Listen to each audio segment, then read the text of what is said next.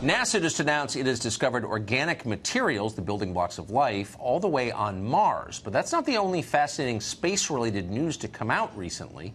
According to a newly leaked Pentagon report, in 2004, a U.S. aircraft carrier was stalked for several days by a UFO that witnesses said resembled a supersonic tic-tac. The object reportedly could hover in midair and make itself invisible.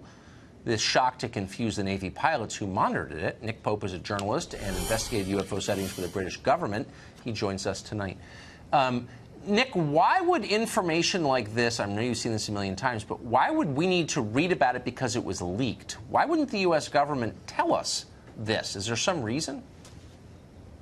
Well, I think there's always embarrassment about anything in our airspace that performance characteristics exceed anything in our own inventory. And that, by the way, was the conclusion in this Pentagon document. This thing ran rings around our F-18 Super Hornets that tried to chase this thing. It was briefly tracked on radar, but then it seemed to be able to, and this again is a phrase from the document, it's almost like it cloaked itself and became invisible. You'd think this was science fiction if you weren't reading it in Pentagon documents. And we know now, which we didn't know before, that the government took this very seriously, and these things are being seen in our skies, whatever they might be, by pilots tracked on radar, and there's a serious defense and national security issue here. And just to be clear, we don't believe that any other country possesses the technology to create an aircraft like this, right?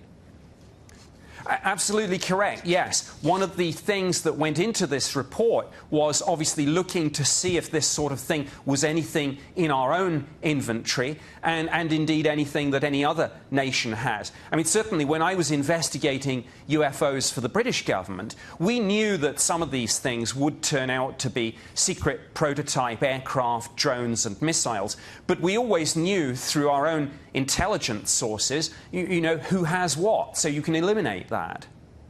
So what you're really saying is that the U.S. government and the British government have essentially concluded that there's something not from this world that humans did not create that is being tracked on radar and watched by people who watch aircraft for a living. I mean, this is real.